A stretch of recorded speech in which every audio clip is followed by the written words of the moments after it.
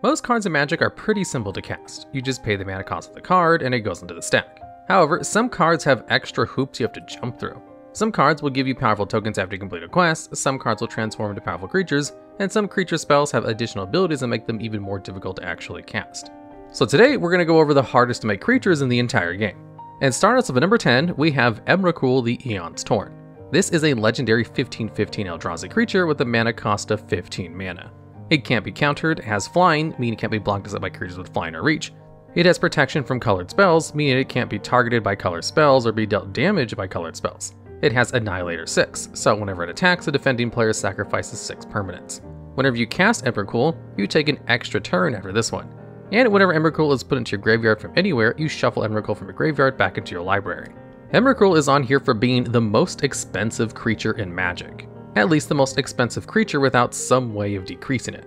There are a few other cards that cost the same amount, or that even cost more, but have ways of getting around this. Autochthon Worm costs 15 mana, but has Convoke, which lets you tap creatures to cast it, each paying for 1 mana. Draco costs 16 mana, but costs 2 less for each basic land type amongst permanents you control. Earthquake Dragon costs 15 mana, and costs X less, where X is the total mana value of all the dragons you control. And finally, Shadow Mortality costs 15 mana, but costs X less to cast, where X is the difference between your starting life total and your current life total, as long as you have less life than your starting life total. All this to say is that Emrakul is the only one that actually costs this much mana. Getting 15 mana is quite the feat. If you're using lands for all the mana, then you have to have a quarter of your deck on the battlefield, as the average deck is 60 cards. Of course, it's probably not surprising to hear that people very rarely actually cast Emrakul. Emrakul doesn't have any additional restrictions on it besides shuffling itself back into your library if it hits the graveyard. So you can just cheat out with any card like Show and Tell or Sneak Attack. Despite costing so much mana, this lack of restrictions has meant that people are actually pretty used to seeing Emrakul slapped into play with whatever the best way to cheat out cards happens to be at the time. Emrakul's high mana cost is enough to get on this list, but not enough to put it above the cards with more unique costs to get out. And at number 9, we have Skaab Ruinator. This is a 5/6 zombie horror with a mana cost of 1 and 2 blue. It has flying and the ability where you can cast it from your graveyard. It also has the additional cost where you have to exile 3 creature cards from your graveyard in order to cast Ruinator. This is a deceptively difficult card to make work. Exiling cards from your graveyard is usually thought of as a non-cost for most decks.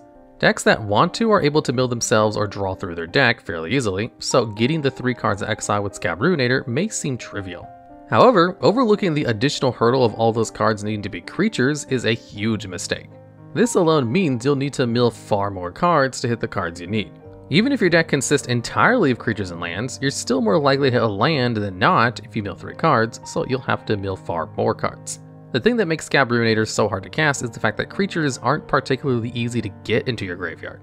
Creatures usually don't put themselves into the graveyard, and there are less creatures that help you mill than there are instants and sorceries. So decks that tried to play Ruinator often had to play a good number of non-creature spells, which of course made Ruinator even more difficult to get back. Now, this isn't to say that the card is impossible to play. In dredge decks, milling this number of creatures into the grave is more than doable. However, the card isn't quite good enough for those decks, as a 5/6 flyer for 3 mana isn't a good enough payoff in older formats. Ruinator isn't by any means impossible to play, but it has an extremely harsh restriction that makes it quite a bit harder to cast than spells far more expensive than it is. And at number 8, we have Primeval Spawn. This is a 10/10 avatar with a mana cost of 5 and 1 mana of each color. It has Vigilance, meaning attacking doesn't cause it to tap, Trample, meaning it deals excess combat damage to players or planeswalkers it's attacking, and Lifelink, meaning it dealing damage causes you to gain that much life.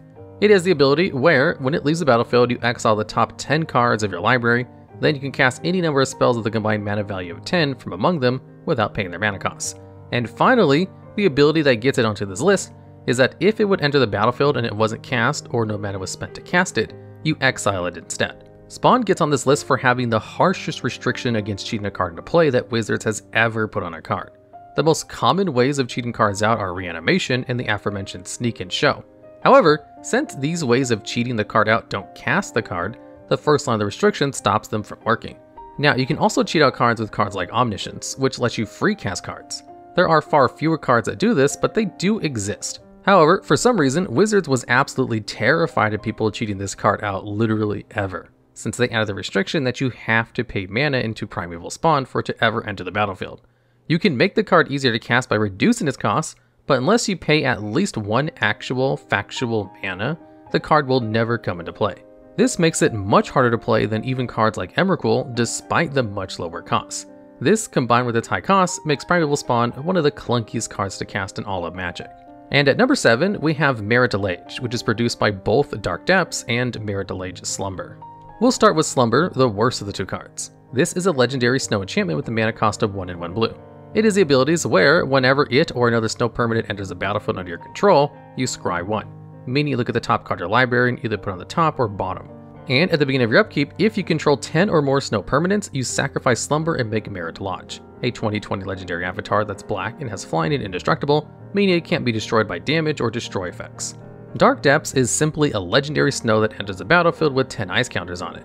You can pay 3 mana to remove an ice counter from it, and whenever it has no counters on it, you sacrifice Dark Depths and make Marit Lage. Now, Slumber is pretty difficult to pull off. Getting 10 snow permanents is just a lot. Even if you hit every land drop with a snow land and play a snow permanent every turn, starting on turn 2 with Slumber, it would take until turn 6 to get 10 permanents, which means you'd make Marit Lage on turn 7. And of course, your opponent can interact with this by removing any snow permanents you have. If Marit Lage could only be made with Slumber, it would be much higher up on this list, but any Legacy player will tell you that Dark Depths combo can go off pretty fast. Now, paying 30 mana to make a Marit Lage is pretty difficult, but luckily for the giant tentacle monster, you don't have to pay that mana. By copying the land with Thespian Stage, you can make a Dark Depths with no counters on it and make a Marit Lage right then. This does require you to draw and play 2 specific lands, which may sound fairly difficult. However, lands have some of the best support cards in the game. The main suspect here being Crop Rotation. This is a 1 mana instant that lets you sacrifice a land to search your library for any land you want and put it right into the battlefield.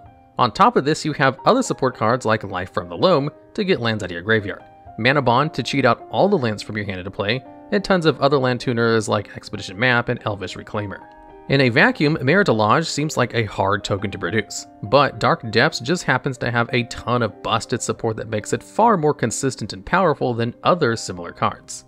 And at number 6 on this list, we have the Mechtitan token produced by Mechtitan Core. The Core is an artifact vehicle with a mana cost of 2. It's a 2/4, it has crew of 2, so you can tap any number of creatures with a power of 2 or more to make it a creature until the end of the turn. What really matters here is the other ability, which allows you to pay 5 and exile the Core and 4 other artifact creatures and or vehicles you control to create a Mechtitan. The Mechtitan is a 5-color 10/10 legendary artifact creature construct with flying, vigilance, trample, lifelink, and haste, meaning it can attack on the turn it enters the battlefield. Also, whenever Mechtitan leaves the battlefield, you return all the exiled cards except for the Core to the battlefield. This is a card we've talked about before, and it's no surprise that it's returning for this list. Getting 4 of anything on the board in Magic is pretty difficult, with the only real exception being lands. Getting 4 of any creature is a bit of a task, so being restricted to only certain types of creatures only makes the process even more difficult. Now, it's by no means impossible. If you only play artifact creatures in your deck, you'll be able to pull off Mechtitan Core combo every once in a while, but not particularly often. Your opponent simply has too much time to stop you. If they see you getting close to the 4 necessary artifact creatures, they can just use about any removal spell to stop you in your tracks by destroying only 1 of your multiple creatures. On top of all this, Core then asks you to pay 5 mana, which will mean that even once you get the creatures out, you'll often have to pass and give your opponent another turn to answer the threat. While certainly not impossible, actually pulling Mechtitan off is still something of an accomplishment. And at number 5, we have Myr Superion. This is a 5/6 Myr artifact creature with a mana cost of 2. It is an ability where you can only spend mana produced by creatures to cast this spell. Mana dorks aren't exactly rare. In fact, in the block Myr Superion was released, there was a cycle of Myr that each tap for 1 mana in each of the 5 colors. So getting mana from your creatures isn't exactly difficult.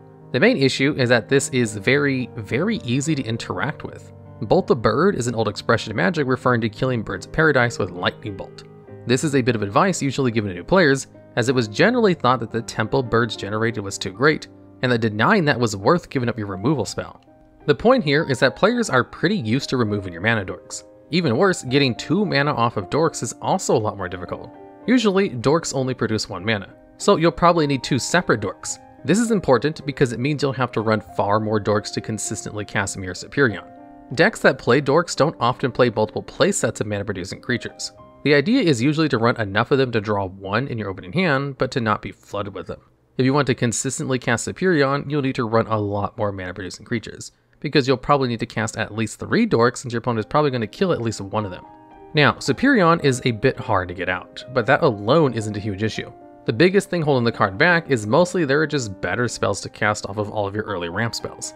Superion is a very interesting card with one of the most interesting design spaces we've seen, though it will need a few tweaks to make the idea really work. And at number 4, we have Brisela, Voice of Nightmares. This is a 9/10 legendary Eldrazi angel. It has no mana cost and has flying, vigilance, lifelink, and first strike, which means it deals combat damage for creatures without first strike. It also has the ability where your opponent can't cast spells with a mana value of 3 or less. This is a meld card, as you can tell by its strange proportions. It melds from Bruna the Fading Light and Gisela the Broken Blade. Bruna is a 7 mana 5/7 angel with flying and vigilance that reanimates an angel or human when you cast it. Gisela is a 4 mana 4/3 angel with flying, first strike, and lifelink, and the ability where, at the beginning of your end step, if you have both Bruna and Gisela, you exile them, meld them together, and you return them to the battlefield. Basically, any meld card can be on this list, but I've gone with maybe the most iconic pair of meld cards in the game to represent the entire mechanic. So, what makes the meld creatures so hard to get out? Well, needing 2 specific cards, rather than just 2 cards with certain attributes, makes a huge difference. You can often be in a position where you have the mana and time to cast the other half of your meld card, but just don't draw the other half of the creature. Magic is very stingy with its searching effects, so most formats won't have efficient ways to find the other half of your meld creature. We can see Brisela being designed around this issue. Bruna's cast trigger is designed to get Gisela back, so if Gisela dies early in the game, you don't have to try and draw another one to make your Briselia. Despite this, the cards just weren't good enough to do anything. Both cards on their own were a bit lackluster, and Brisela was hard enough to make that even though she basically instantly won you the game, the deck was still very easy to beat. And at number 3, we have Withengar Unbound. This is the back half of Elbrus the Binding Blade. This is a legendary artifact equipment with the mana cost of 7. It has an equipment cost of 1 and gives the equipped creature +1/+0. It is the ability where, whenever the equipped creature deals combat damage to a player, you unattach it and transform the card. On the other side, you have Withengar, a 13/13 legendary demon with flying, trample, and intimidate, which means it can't be blocked except by artifact creatures or creatures that share a color with it. It also has the very funny ability where whenever a player loses the game, you put 13 +1/+1 counters on it. So in order to get Withengar, you need to pay 7 mana for a card or cheat it into play, and then put it on a creature and get that creature through for combat damage, all without your opponent stopping you. Part of what makes this creature so hard to get out is that it directly asks your opponent to not interact with you. Blocking is one of the most fundamental parts of Magic, and while it's not necessarily super hard to get in for combat damage, most decks will have answers to the question, how do I stop my opponent from hitting me? Whether it be removal, blockers, or the most effective form of stopping your opponent, player removal, also known as just killing them. This should be obvious, but aggro decks can absolutely just win the game before you ever get the mana for this. Unlike other ramp payoffs, it doesn't actually do anything when you play it. Cards like Ulamog the Ceaseless Hunger, which costs more mana than Elbrus, gets to kill 2 permanents when you cast it. This means that you don't need any other cards in play for Ulamog to get you out of a lot of hairy situations. Even if you make a ton of mana really fast and cast Elbrus on turn 5, you still need to cast a creature, wait a turn for it to be able to attack, equip it, and hit your opponent. This takes a lot of time, and your opponent won't just let you make a Withengar unimpeded. Connecting with one specific creature after paying a grand total of 8 mana is a lot harder than hitting with any random miscellaneous creature. It's not impossible, but you won't see it too often. And at number 2, we have Ormendhal the Corruptor, the back half of Jaren, Corrupted Bishop. Jaren is a 2/3 legendary human cleric with the mana cost of 2 and 1 black. It has abilities where, whenever it enters the battlefield or another non-token human you control dies, you make a 1/1 white human creature token. You can pay 2 to give a human lifelink until the end of turn. And at the end of your turn, if you have exactly 13 life, you can pay 4 and 2 black to transform Jaren into Ormendhal the Corruptor. This is a legendary 6/6 demon with flying, trample, and lifelink, and the ability where you can sacrifice another creature to draw a card. As strong as this back half is, controlling your life total this finely is pretty difficult. Now, there are strategies based on lowering your own life total, but they don't need to park their life at a certain number. They only need to try and lower the life total as much as they can. Setting your life total to a specific number is a lot trickier. Jaren does do a lot to let you control your life total, giving you ways to both lose and gain life. There are also some ways to just pay however much life you want, though they aren't that common. While a blood lets you pay 1 life to give it +1/+1 for the turn, which would obviously just let you pay down to 13 life if you really wanted to. And while those cards do exist, that would require you to draw and cast a whole other card to flip your Jaren, which is still far from easy. Once you do finally get around all these hoops, you do still have to pay 6 mana to actually flip into Ormendhal, making the process even more difficult. Jaren's little side quest is very difficult, but there's still something that asks for you to jump through even more hoops. And at number 1, we have Vecna, produced by the Book of Vile Darkness. This is an artifact with a mana cost of 3 black. It is the ability where, at the beginning of your end step, if you lost 2 or more life this turn, you create a 2/2 black zombie creature token. You can also tap the book and exile it along with Eye of Vecna and Hand of Vecna to create Vecna, an 8/8 legendary zombie god with indestructible, and that tokens gain the triggered abilities of all the exiled cards. So we need to take a look at the Eye in the hand to see what this token can actually do. The Eye of Vecna is a legendary artifact with a mana cost of 2, and the ability where when it enters the battlefield, you draw a card and lose 2 life. You can also pay 2 at the beginning of your upkeep to draw a card and lose 2 life. Hand of Vecna is a legendary artifact equipment which costs 3 mana. It has an equip 2, and equip, you pay 1 life for each card in your hand. It also has the ability where, at the beginning of your combat on your turn, either the equipped creature or creature you control named Vecna gets +X/+X until end of turn, where X is equal to the number of cards in your hand. And while we're here, we should also quickly mention the pieces of Kaldra, named Helm of Kaldra, Sword of Kaldra, and Shield of Kaldra. These are all artifact equipment that give a variety of buffs, and once you have all 3 of them, you can pay 1 to make Kaldra a legendary 4/4 colorless avatar creature token with no abilities. Now, the reason why Vecna is on this list over Kaldra is because equipments are far easier to find than artifacts. Not only are there tons of equipment tutors, but all the artifact tutors can also find equipment. Going back to Vecna, needing to draw and cast 3 separate cards is just too much for making Vecna to be practical at all. While the pieces do synergize with each other, and Eye of Vecna does let you draw extra cards, drawing 3 4-ofs and casting all of them is just almost impossible. There's the ever-persistent issue of your opponent simply being able to destroy any of the pieces before you can even get them all out, which is made worse by the fact that the pieces cost a total of 8 mana, meaning you'll have to wait a turn to finish cast them all basically every time. Vecna has the same issues as a lot of other cards we've seen here, but requiring one more specifically named card makes it the most difficult creature in all of Magic to actually get onto the battlefield. Alright, and that's the list. Are there any creatures you think we may have missed, or have any ideas for future videos just like this one? If so, let us know down in the comments below.